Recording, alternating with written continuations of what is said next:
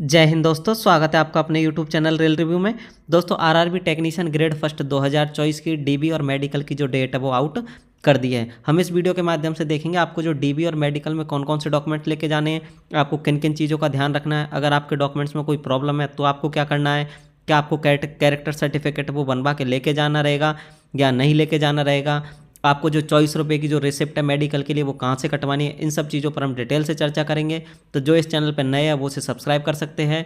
चलिए आइए वीडियो शुरू करते हैं। ये आरआरबी भुवनेश्वर का भी आया है, धीरे धीरे जो सभी जोन है उनका जो उनके ऑफिशियल वेबसाइट है उन पर अपडेट हो जाएगा। CEN number 2/2024 category number 1 post technician grade first signal. अब ये schedule for document verification and medical examination for the post of technician grade first signal in level 5। First point क्या कह रहा है, the list of candidate short listed for document verification for the post of technician grade first signal in level 5 was published in official website of RRB Bhubaneswar on 12/3/2025, यानी 12 तारीख को आपका इसका जो रिजल्ट है वो घोषित हुआ था। अब इसमें ये जो डेट और जो जगह दे रखी है आपको जो डॉक्यूमेंट वेरिफिकेशन के लिए कहाँ पर जाना है, तो आपको office of the railway recruitment board Bhubaneswar, ये आपका एड्रेस है। यहाँ पर आपको जो भुवनेश्वर वाले कैंडिडेट हैं उनको जो है डॉक्यूमेंट वेरिफिकेशन के लिए जाना है। सबसे पहले आपका डॉक्यूमेंट वेरिफिकेशन होगा, उसके बाद आपका जो है मेडिकल एग्जामिनेशन होगा। Further to the above candidate with the roll number given below for the post of technician grade first signal in level 5 are provisionally shortlisted for verification of document and certificate and genuineness of candidature and medical examination as scheduled below। यानी पहले आपका document verification होगा, उसके बाद ही आपकी जो है medical examination होगी। अब जो नीचे और जो पॉइंट है उनमें क्या दे रखा है, पॉइंट नंबर 4 देखिए, the candidate called for dB should produce all the original document along with 2 sets of photocopies in A4 size as detailed in CEN and e-call letter issued for document verification। यानी जो document verification का जो ई-कॉल letter आएगा उसमें भी आपके जो documents की जो लिस्ट रहेगी, इसमें आपको कौन कौन से डॉक्यूमेंट्स लेके जाने हैं उन सब की लिस्ट रहेगी। उसके बाद जो CEN है उसमें भी लिस्ट रहेगी कि आपको जो कौन कौन से डॉक्यूमेंट्स हैं लेकर जाने हैं। उनकी आपको सबकी 2 कॉपी बनानी है, 2 जेरोक्स बनानी है, उस पर अपने जो साइन करने हैं और नीचे जो है डेट मेंशन करनी है। यानी आपको सेल्फ अटेस्ट करके लेके जानी है, वो किसी और से अटेस्ट नहीं करवानी है। कॉपी में आपको जो जेरोक्स है उसमें आप अपने साइन करिए, नीचे जो है डेट, जिसमें डेट को आपका डॉक्यूमेंट वेरिफिकेशन है उसकी डेट लिखिए और आपको लेके जानी रहेगी। अब आपको कौन कौन से डॉक्यूमेंट्स लेके जाने इसके रिगार्डिंग मैंने वीडियो बना दिया, जिसका लिंक मैं आपको डिस्क्रिप्शन में दे दूंगा, आप उसे वहाँ से जाकर देख सकते हैं। उसके बाद 5th पॉइंट कह रहा है, candidate are advise to bring 6 को passport size colour photograph not more than 1 month old. यानी आपके पास 6 कम से कम जो है पासपोर्ट साइज फोटोग्राफ होने चाहिए, कलर होने चाहिए। उसके बाद आपका 1 मंथ से ज़्यादा के पुराने नहीं होने चाहिए। कम से कम आपका जो आप लेटेस्ट ही आप बनवा कर लेके जाइए। और ये इसमें 6 दे रखा है, आपको 6 से ज़्यादा लेके जाने हैं, लेकिन कम से कम आपको 6 तो लेके ही जाने हैं। तो आपको ये नए जो है फ़ोटो लेके जाने पासपोर्ट साइज के। अब ये 6 पॉइंट आपका बहुत मोस्ट इंपॉर्टेंट पॉइंट है।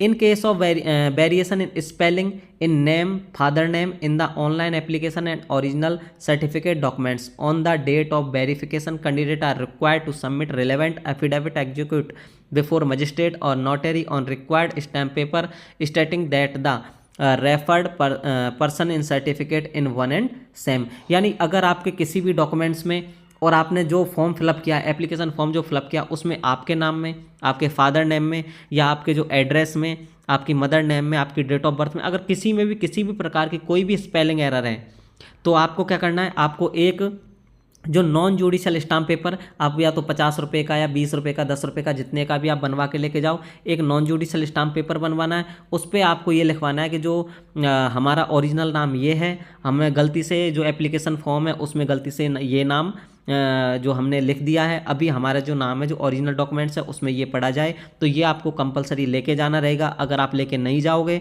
तो वो फिर आपको वहाँ पे भगाएंगे और आपको वहाँ पे भी बनवा के लेके आना पड़ेगा। आपको कुछ देर की वो छूट देंगे, भाई 2 घंटे में आप बनवा के लाइए, 3 घंटे में बनवा के लाइए, फिर आपको वहाँ पर परेशानी का सामना करना पड़ेगा। तो अभी आप अपना जो ऑनलाइन एप्लीकेशन भरा उसको आप निकालिए और अपने जो डॉक्यूमेंट्स है उससे मिलान करिए कि उसमें किसी प्रकार की कोई एरर तो नहीं है। अगर आप एरर है तो कोई भी जो आपके नज़दीकी जो नोटरी में जाइए, वहाँ से आपको नोटरी करवा के लेके जाना है। कोर्ट में जाइए, वहाँ से आप नोटरी करवा लीजिए। तो इस तरह अगर आपको किसी भी प्रकार की कोई भी एरर है तो आपको एक एफिडेविट बनवा के लेके जाना रहेगा।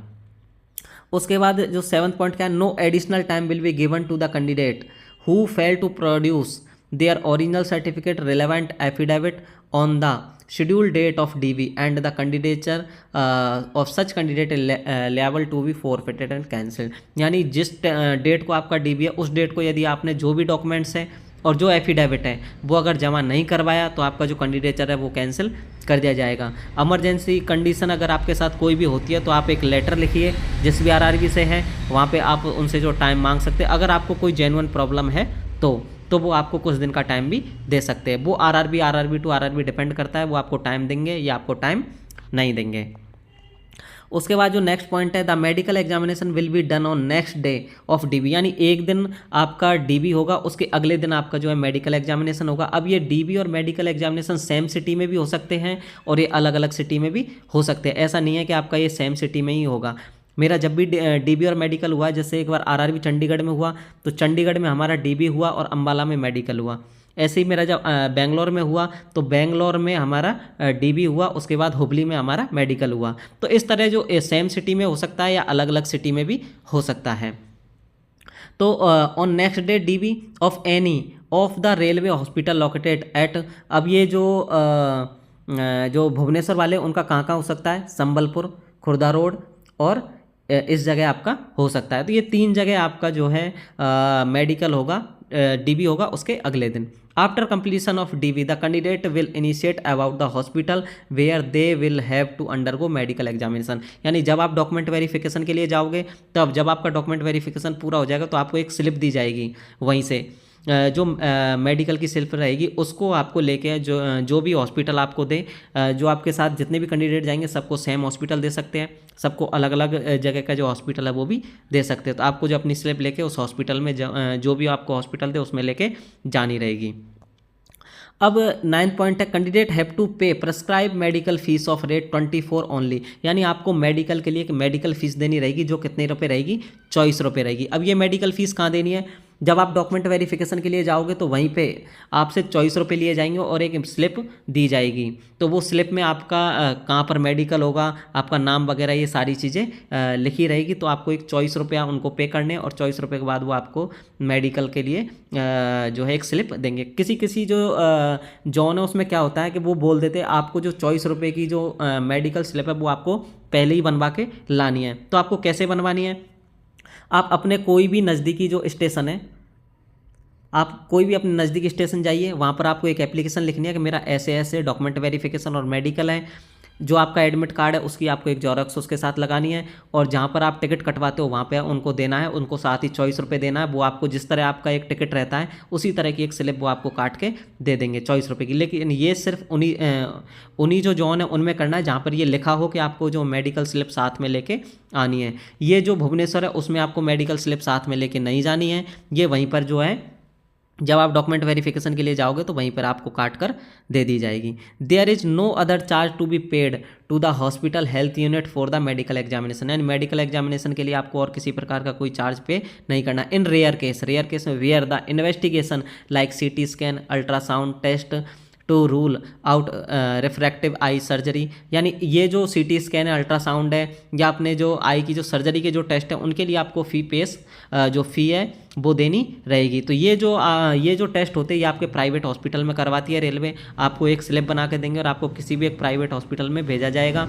वहाँ से अगर आपके टेस्ट करवाती है रेलवे तो आपको वहाँ पे एक जो है सर्टेन अमाउंट जो भी वो मांगते हैं वो आपको फीस है वो देनी रहेगी। Have to be carried out for which necessary facility is not available in the railway hospital health unit, then for such investigation candidate may have to make the requisite payment to the concern laboratory and hospital, यानी जो आपको payment देना है इन जो test के लिए, ये आपको जहाँ पर आप टेस्ट करवाने जाओगे वहीं पर आपको देना रहेगा। जैसे मेरा बेंगलोर में हुआ था तो वहाँ पे हमारा एक आई टेस्ट करवाया था जिसके लिए हमें 800 रुपये के आसपास फ़ी पे करनी पड़ी थी, तो 800 रुपये के आसपास देनी पड़ी थी। अब ऐसा ज़रूरी नहीं है कि आपका ये टेस्ट करवाए या आपका ये टेस्ट नहीं करवाए। अगर आप आपका नहीं करवाएंगे तो आपको ये कोई भी पैसे नहीं देने, अगर आपका करवाएंगे तो जिस भी हॉस्पिटल में करवाएंगे वहाँ पर आपको एक स्लिप बना कर देंगे, वहीं पर आपको ये पैसे जमा करवाने हैं। तो इस तरह जो कुछ टेस्ट है वो आपको बाहर से भी करवाने पड़ सकते हैं, तो ये चीज़ का भी आपको ध्यान रखना है। उसके बाद the candidature of the all short listed candidates purely provisional, यानी ये आपका प्योरली प्रोविजनल है। अगर किसी प्रकार कोई प्रॉब्लम हुई तो आपको ये है कैंडिडेचर रद्द भी कर सकते हैं। It is to be note that merely short listed merely short listed और कॉलिंग एक candidate for document verification and medical examination does not entitle him her in any way of appointment of railway, तो ये कोई खास आपके काम का point नहीं है। अब इसमें एक पॉइंट है, ये आपके काम का है, candidate are advise to upload required documents in RRB document verification portal. ये आपका जो पोर्टल है जिस पर आपको डॉक्यूमेंट्स है जो अपने अपलोड करने हैं, duly following the instruction mentioned therein. This portal will be active for uploading from 10 days prior to the date of DV and close on the date of DV, यानी जिस दिन आपका document verification होगा उससे 10 दिन पहले ये portal आपका ओपन होगा। 10 दिन के भीतर आप अपने जो है जो भी डॉक्यूमेंट्स उसमें रिक्वायर्ड है वो आप इसमें जो है अपलोड कर सकते हो। और ये कब तक चलेगा? जिस दिन आपका डीबी रहेगा उस दिन तक भी रहेगा। तो आप जब डीबी के लिए जाओगे तो वहाँ पर भी आप अपलोड कर सकते हो। अब आपको कौन कौन से डॉक्यूमेंट्स अपलोड करने हैं इसके रिगार्डिंग भी मैंने वीडियो में बताया, उसका लिंक मैं आपको डिस्क्रिप्शन में दे दूंगा, उसे भी आप वहाँ से जाकर देख सकते हो। अगर इसके अलावा भी जो मैंने बताया उनके अलावा भी अगर कोई अदर डॉक्यूमेंट्स वो मांगेगा तो उस पोर्टल में लिखा रहेगा कि आपको जो है ये डॉक्यूमेंट्स भी अपलोड करने हैं। वैसे मैक्सिमम जो मैंने बताए थे वही डॉक्यूमेंट्स आपको अपलोड करने हैं। अब एक जो जिन भी कैंडिडेटों का डॉक्यूमेंट वेरिफिकेशन छूट जाता है उनके लिए एक ब्लॉक डेट भी दी जाती है। Block date for document verification for absentee candidate is 24/4/2025, यानी 24 तारीख को जो कैंडिडेट एब्सेंट हो जाते हैं डॉक्यूमेंट वेरिफिकेशन में, यानी आपका जो डॉक्यूमेंट वेरिफिकेशन है वो 9/4/2025 को आपका डॉक्यूमेंट वेरिफिकेशन है। लेकिन जब 9/4/2025 को आप नहीं पहुंचोगे तो आपको एक ब्लॉक डेट कौन सी दी है? 24/4/2025। ये सिर्फ आरआरबी भुवनेश्वर वाले कैंडिडेटों के लिए, और किसी भी कैंडिडेट के लिए ये डेट नहीं है। सब जो आरआरबी है सबके लिए अलग अलग डेट रहेगी, डॉक्यूमेंट वेरिफिकेशन के लिए अलग रहेगी और आपके जो है ब्लॉक डेट भी अलग रहेगी। तो जिनको किसी भी प्रकार की कोई प्रॉब्लम है या किसी का एग्ज़ाम है या कुछ भी बीमार हो गए वो, तो आपको सिर्फ क्या करना है, एक मेल लिखना है आरआरबी को, और जो आपका जो रिक्वायर्ड डॉक्यूमेंट है, जैसे आपकी एग्ज़ाम है तो आपका जो है कॉल लेटर वगैरह है वो 24 तारीख को आपको जाना है, वो सारी चीज़ें। अगर आप बीमार हो तो आपको जो है मेडिकल सर्टिफिकेट वो लेके जाना रहेगा, तो आपको किसी प्रकार की कोई प्रॉब्लम नहीं आएगी। और आपको जो ब्लॉक डेट के लिए आपको किसी प्रकार का कोई अलग से जो है ई कॉल लेटर जारी नहीं किया जाएगा। जो अभी ई कॉल लेटर आएगा वही ई कॉल लेटर आपको लेके जाना रहेगा। तो आपको कोई अलग से ब्लॉक डेट के लिए ई कॉल लेटर नहीं रहेगा। जो पहले का ई कॉल लेटर है वही आपको ई कॉल लेटर लेकर जाना रहेगा। लेकिन अगर आपको कोई खास प्रॉब्लम है तो ही आपको ब्लॉक डेट को जाना है। अगर आपको कोई खास प्रॉब्लम नहीं है तो आप जो आपको डेट दिया 9/4/2025 आरआरबी भुवनेश्वर वालों के लिए, आपको उसी को लेके जाना है। ठीक है दोस्तों, आप सभी के साथ हमारी शुभकामनाएं। इसी के साथ मिलते हैं किसी नेक्स्ट वीडियो में। धन्यवाद दोस्तों।